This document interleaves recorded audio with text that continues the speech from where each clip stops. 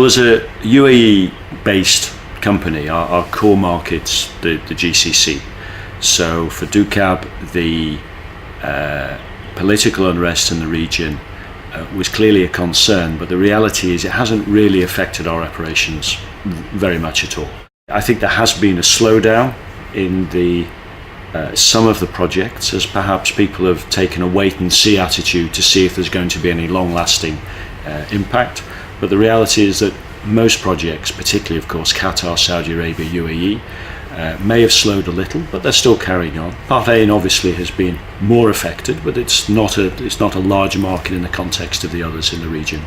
Going further afield to North Africa, yes, our export plans in North Africa have slowed down, but we see this as a postponement of an opportunity rather than anything that's actually stopped. It will come because the development will happen both in this region and in North Africa.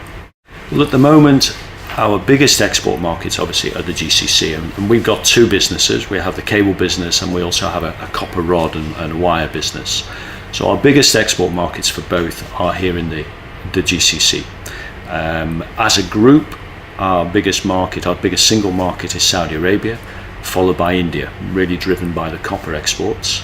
And again, Saudi and the other GCC countries are the biggest markets for us for cable exports. Looking ahead, again, we go back to that region, Africa, North Africa, India, as well as GCC.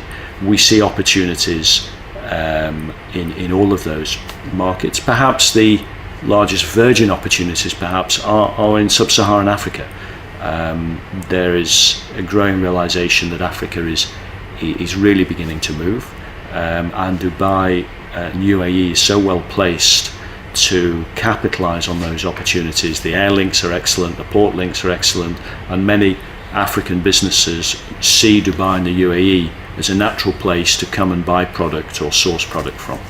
Investment in aluminium and aluminium smelting, of course, I think the region now must be one of the most significant in the world for aluminium smelting capacity.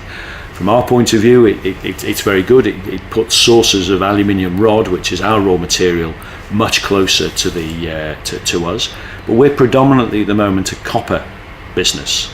Of course, we'd be delighted if there was copper smelting or refining capacity brought into the region. We source cathode more than 100,000 tons a year from around the world, from Africa, from India, from South America.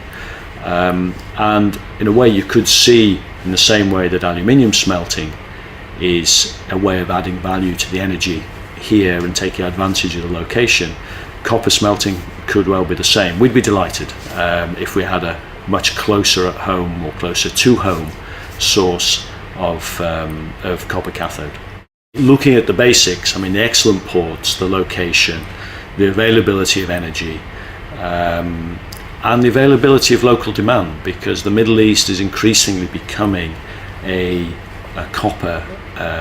large user within the global copper market because of the high demand for cables. And we're within very easy shipping reach of India, which is also going to be a very large copper user as the Indian economy develops. So from the basics, it would appear that there's certainly an opportunity worth looking at, but we'll leave that to the smelting experts. Etihad Rail for us is interesting from two aspects. We're a very large user of road freight. Fortunately, all of our plants are located very close to the ports, so incoming freight I think will remain truck-based because we're so close to the port.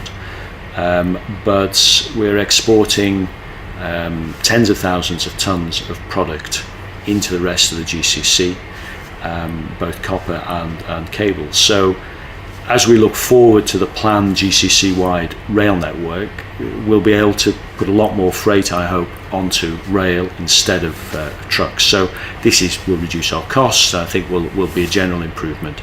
But then from a very company-specific point of view, we see this as an opportunity to grow into a more specialist industry sector, which up to now, because of the way the region has developed, we've not had the opportunity to develop our capability as a manufacturer to service an industrial sector like the railways. So we're very much looking forward to developing an industrial capability to service the rail industry as it develops in the GCC, and this then gives us product that we can then take further afield as other countries develop their railways. We'll have a product range developed here that we can then offer to new export markets.